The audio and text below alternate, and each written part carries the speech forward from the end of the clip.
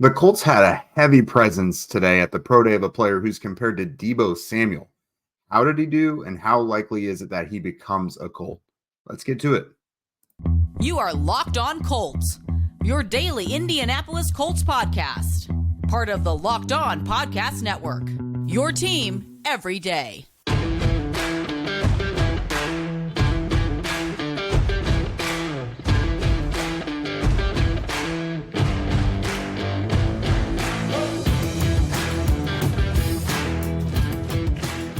All right, what's up, everybody? Thanks for tuning in and making us your first listen of the day. This is your daily podcast covering your Indianapolis Colts, part of the Locked On Podcast Network, your team every day. And today's show is brought to you by FanDuel. Make every moment more. Right now, new customers, you guys get $200 in bonus bets with any winning $5 bet.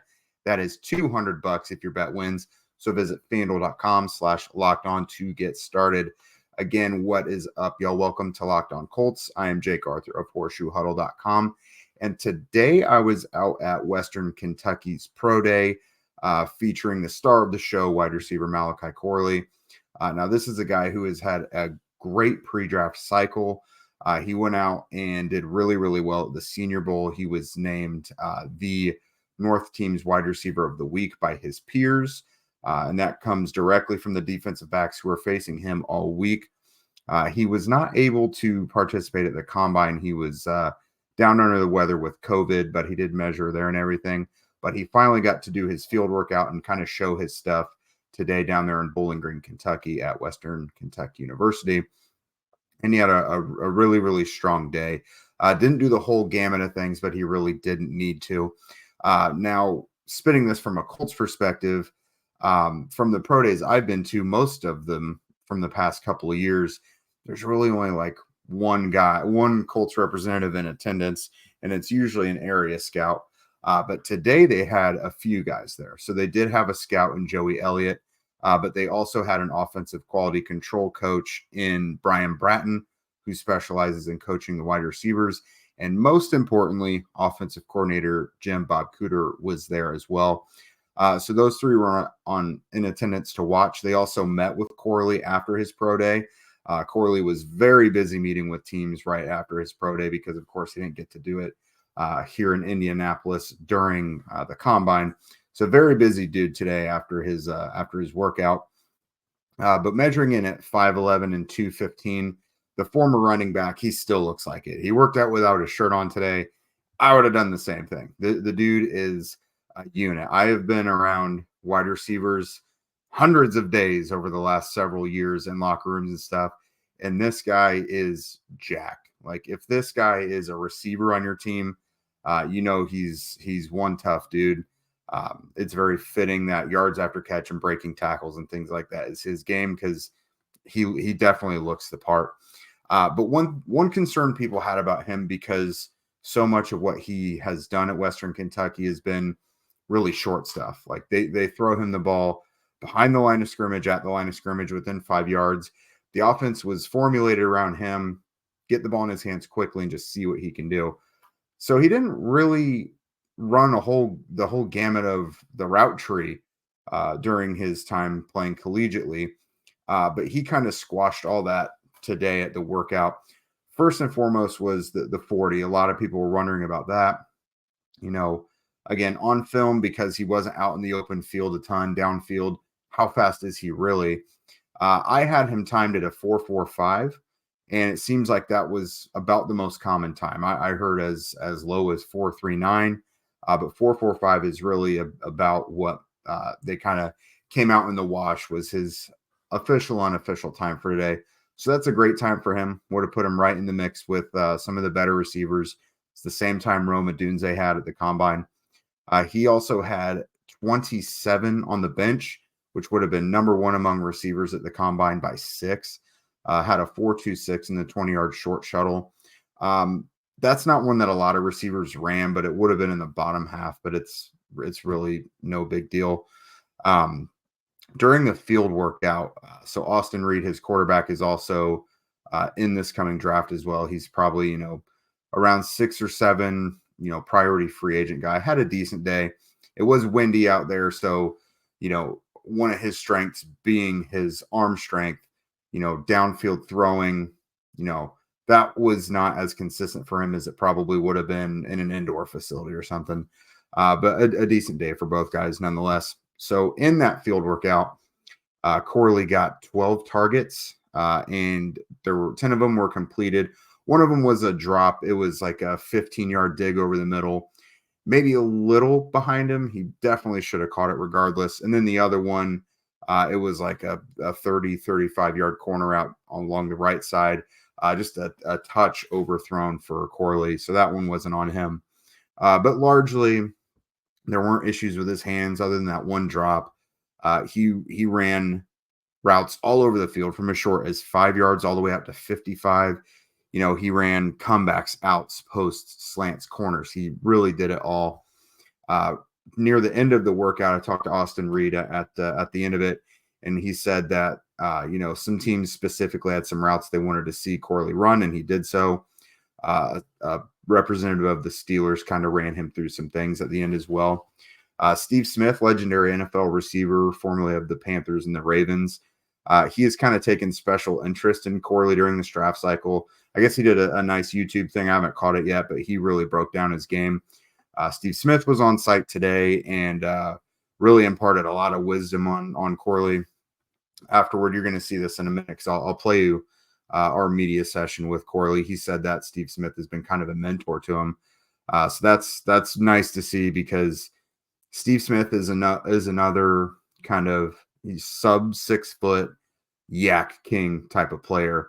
And so that's someone that Corley could really try to emulate his game around. Like Steve Smith has an argument for the Hall of Fame. So again, not a bad guy to learn from. So really good day overall for Corley. I think he made himself some money, especially running a 40 under 4.5, having pretty decent hands in this one. There's still some concerns people are going to have, and we'll get to that at the end of the show. But overall, pretty good day for Corley, especially, from a Colts perspective. If you're someone that wants him on day 2, I'm kind of feeling like that's a little more likely. Again, they had a few people watching him today. They met with him after the workout. But again, we'll get to that in a minute.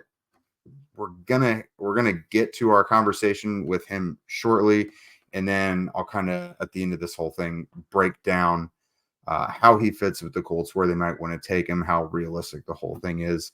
So all that'll be coming up in just a moment. Say goodbye to busted brackets because FanDuel lets you bet on every game of the tournament. Whether you're betting on a big upset or a 1 seed, it's time to go dancing on America's #1 sportsbook. Right now, new customers get $200 in bonus bets if your first $5 bet wins. That's $200 to use on point spreads, money lines. You can even pick who's going to win it all already. Just visit FanDuel.com/lockedon and bet on college hoops until they cut down the nets. All right, so enough of me yakking for a second. Let's go ahead and get to our conversation with Malachi Corley. All right, man, if I just, being back in Bowling Green, back on the field, man, how was it up there for you? It was amazing, to have, I think, 30 of the NFL teams here. Had some GMs here, assistant GMs here, had head coaches, OCs, receiver coaches here. It was an amazing environment to have the people that, I started with being here for such a special day, to really end it here. My last show on the West Kentucky's field, it was a great experience. Having my family here, not only my family, but in my extended family as far as Western Kentucky and all my teammates, a great environment to see Coach V and Coach Mizell and see all the people that built this thing up with me here to finish it off with me. You mentioned starting and finishing here. What's that been like for you? Because that's not super common nowadays. Really, it's just been a great experience, man. Having that community and people that aren't just looking at me as an athlete, but excited to see my growth as a human being has been something that's extremely instrumental and special to my life. Living life with loyalty and bringing along the people that began the journey with you was extremely important to me, and growing with those people and getting the best out of them so they can get the best out of you as well. Throwing out there with Austin again, your roommate, was that like just, connecting back with him? Yeah, it felt like old times, being out here on a Sunday night in the summertime, working together. It felt really simple out there, and it feels like we was clicking on all cylinders. So being able to share this last moment with him, because we don't know where our roads are going to go from here, was a really great experience, and I love that dude, and he's my brother, and he's going to go on to do great things for himself. Without being able to participate at the combine, you got this, last on-field hurrah today. Have you accomplished what you wanted to? Absolutely. I think I put a really good showing out there today, and I feel like a lot of people got to see parts of my game that they might not have been familiar with. Missing the combine was a big thing and a dream that a lot of players have for their careers, but being able to end it off at Western Kentucky where it all started was something that was extremely important to me, and I think that bringing 30 teams here to Western Kentucky, Bowling Green, that was something that really hasn't happened here before, and it was really exciting to see that. Over these past couple of months, man, Steve Smith has been propping you up. He's been loving you online and stuff. What was that like, leading him and getting to talk to him? That's a go for sure. He's one of the best to ever do it, and being undersized and playing with such a ferocity and aggression to his game. That's somebody I really modeled my game after, and being able to have him now as a mentor and having his insight and being able to help me along this journey, maybe even in the future getting some work with him. It's been extremely fun and getting to have that bond and connection to him. Having someone that's so straight cut and so forward and will tell you everything that you need to hear and everything that you don't want to hear too. It's great to have someone like that in your life.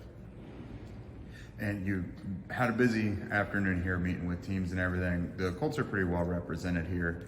What's your relationship and connection been like with them specifically during this process? It's been really good, getting bored over with those guys and ultimately just having building that connection, hopefully going into draft day, maybe being an option for those guys and putting a good taste in their mouth leaving here, having, an OC here, receiver coach, that was extremely important to have those type of guys here, especially them being right up the road, seeing something in me and really loving my film and being able to come out here and evaluate and see me in person. Very special. Yeah, Reggie Wayne, wide receivers coach there. That'd be, we were just talking about Steve Smith. That'd be pretty big too. No question. He's an all-time great as well, and I'd love to learn from him. Over these next couple weeks before the draft gets here, what's the process like for you as you head into April? For me, a lot of it was catered towards the 40 in the shuttle and running routes here, but really we're really about to get into the meat and potatoes of it all. Take a few days off and really get after route running and really get into real football. Building my resume, becoming a refined route runner, and ultimately critiquing the things that I've done in the past and building from those things. Just becoming a better player overall. And really, I'm enjoying the transformation and the growth that I've had from this journey. Having habits that'll carry me on into the NFL. Having good tendencies and having a positive mind frame will help me succeed in the NFL. Everyone can see the film and see the player you are on the field, but what don't people see behind the scenes? The work ethic and preparation for game days, practice, film room, leadership in the locker room. What all weight does that have to you? Really, it's just about being a 24-hour person, being authentic and genuine in everything you do. I think it's really about setting an example for people and not following behind people and setting a standard for people, especially, people that I got to play with who got to see some of the success I've had and to help them have their own success in their own way. And being a mentor and a person that people can lean on in the locker room and being transparent and knowing that I can learn from them just as much as they can learn from me. And even get into the aspect of taking care of my mental health and my body and getting into the cold stuff and doing things that everyone doesn't want to do in order to reap rewards that everyone can't have. So really just taking care of my mental and physical health and getting in, stretching a lot more, being stretched, rolling out my body, doing the extra steps that it'll take to help me sustain in the NFL, not just, just get there, but to stay there. Are you watching Fox Sports or ESPN on your TV all day? Have to turn down the volume with all that shouting? Make the switch to Locked On Sports today. It's a free 24/7 sports streaming channel programmed for you every day to bring you the biggest stories without all the screaming. Locked On Sports today brings you can't miss analysis, opinions, and news streaming 24/7 on YouTube or the free Amazon Fire TV channels app, part of the Locked On Podcast Network, your team every day. All right, so that was a great chat with Malachi Corley. Seems like a really good dude with a good head on his shoulders, knows what he wants, knows what's important to him. I love the fact that, he started Western Kentucky, and a guy that talented, he's going to have options, but he stayed there to the end. Really wanted to ride things out with his guys. And again, with the transfer portal and NIL and everything being as loud as it is nowadays, he didn't have to do that. But the stability and being with people who are important to him, that is, that's a pretty big factor. So moving on to the Colts, who again is a team that has apparently shown appreciation in him. So if they're going to take him, 15 is going to be a little too rich, but they've got a couple picks on day 2. They pick number 46 overall in the second round, and then in round 3 they're at 82. I think either of those would be just fine. Obviously, if for some reason he's falling into the third round and you're able to scoop him up at 82, that's incredible value. But I would be fine with him at 46 as well. I think we all know they're going to take a receiver at some point. It's a very deep class, but who are they going to take? You know what I mean? If they go in round 1, you're looking at the Brian Thomas Jr. from LSU, A.D. Mitchell. They're looking at some of those guys. But if they go with a cornerback, that's another position we all think they might go, because again, that's a very rich position, especially up top. Terrion Arnold, Cooper DeJean, Quinion Mitchell. If they do that and then want to take their receiver later, Corley is a great option for round 2. My big question regarding that is, he's a Deebo Samuel type. He's compared to him, great frame, 5'11", 215, really stout build, runs through those tackles. Everything you think he should be on film, he kind of is. There's a couple, he's a former running back, so he's still ascending. He's still an ascending, adjusting player. There are some things to work out. Like, he ran a good route tree today, but that's not something he consistently had to do in college. You want to see more of that, because we've seen, like with an Alec Pierce, for example, he's taking a little while to develop because he wasn't kind of that pro ready-made type of guy coming out of Cincinnati. So you're going to have to see Corley build a little bit more of a route tree. For how tough he is, you'd really like to see him be more aggressive at the catch point and not, if a defender is going to be aggressive and go after the ball, you'd like to see him fight a little bit more for it or be physical, because chances are he's going to be stronger than the corner that he's going up against. But another thing is, stylistically, there's another player in the same range with South Carolina's Xavier Legette. Those are both big, thick guys with run after catch ability. Both kind of viewed as a Brandon Ayuk, Deebo Samuel type. But for Legette, he's a couple inches bigger. He's a little faster. I think he ran 4.39. And then he probably doesn't have as many small things to iron out. So for the Colts, I don't know. I mean, they've definitely shown the interest. They're doing the homework on him. But just knowing how they operate, Legette checks a couple more boxes for them. But again, if you look at what the Colts, what cards they've been showing before the draft, there's been some receivers that they've shown more interest in than others. Reggie Wayne went out to Oregon to look at Troy Franklin's pro day. At Texas, Shane Steichen was there. Jim Bob Cooter was there. They were looking at A.D. Mitchell, Xavier Worthy, Jatavian Sanders perhaps as well. But again, 3 guys here to watch Corley. Like I said, most of the pro days I go to, there's only usually one guy there, and it's usually an area scout. So I don't think it's insignificant that they sent people to Bowling Green to meet with him after the pro day and to watch him throughout the day. So I think that's a big deal.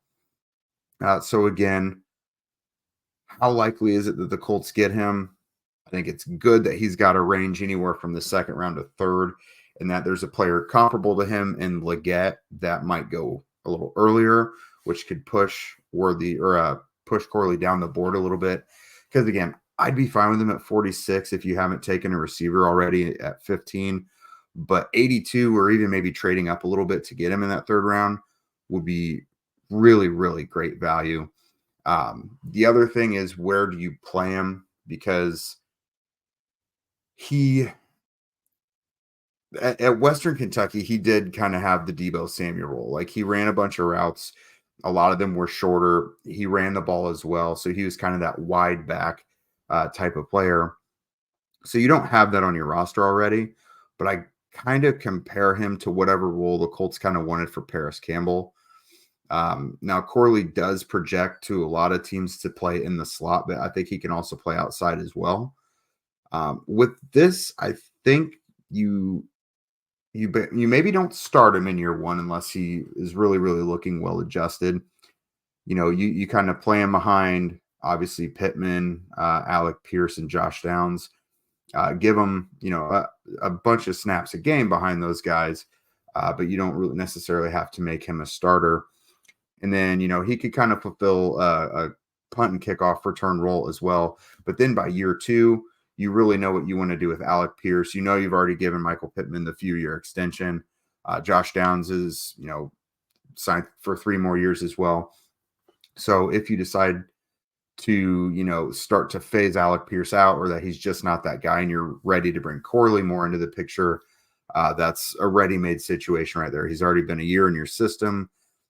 You know what you want from him. He's probably a little more well-adjusted as a receiver, can run some more routes, knows the game a little bit better, knows the position of wide receiver a little better. So while I don't know that the Colts would just straight up give him that Deebo Samuel type role, I think you can be a little exotic with him. If he's going to compare to anyone on the Colts, I think he's kind of got the toughness of Michael Pittman, but can do some of the things that you do with Josh Downs right now. I especially picture him like running all these motions. The Colts love the orbit motions with Josh Downs. Corley could be a real problem for defenses with all of his pre-snap motion and going across the middle of the field. I think that could be a big plus for them. And a guy like Shane Steichen is creative. He'll figure out what to do. You can get all those guys on the field at the same time. So I hope you guys, are pretty interested in Corley after this one. I know I'm going to go watch even more film on him. I'm very interested in him now. I'm really interested to see where he shakes out in my final rankings. I tend to lean more heavily into, how they fit with the Colts when I stack my rankings. So we'll see how that goes. I mean, in the comments, if you guys have already studied him or want to know anything else about him, let me know, and I'll see if I can get you some more info on him. But Locked On has launched the first ever national sports 24/7 streaming channel on YouTube for you guys to check out right after this. It's also available on Amazon Fire TV and the free Fire TV channels app. Again, Locked On Sports today is here for you 24/7. And then, of course, free agency has definitely slowed down for the Colts if it ever really got started. So we're pretty much getting into full draft mode here. And for Colts fans, there is no better resource for you than the Indy Draft Guide. Pre-orders are open now just for $8.99 with code DRAFTMAS. That's DRAFTMAS. You get access to an essential piece of reading for Colts fans both before and after the draft, featuring 225 plus in-depth scouting reports, features, and much, much more. Click the link in our show notes to pre-order today. And again, if you guys don't already, follow at Locked On Colts, at Jake Arthur NFL, and at Zach Hicks2 on Twitter. Also be sure to subscribe on YouTube and wherever you listen to podcasts. We would also love your ratings and reviews as well. And with that, we will see you beautiful folks tomorrow.